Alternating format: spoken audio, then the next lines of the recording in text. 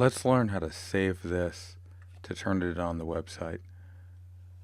When I first save something I've been working on in Photoshop, it's going to default to usually a Photoshop document like that, and it'll have a PSD on the end of it.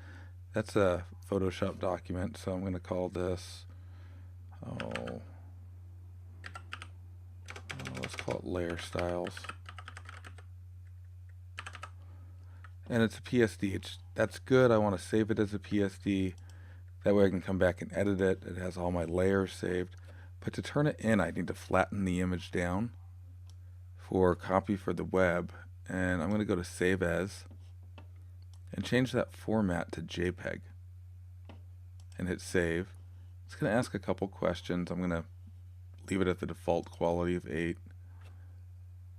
Now I can go to the website, and when you get to the upload box, you're going to choose that picture off your desktop that's the JPEG, and that'll upload to the website just fine.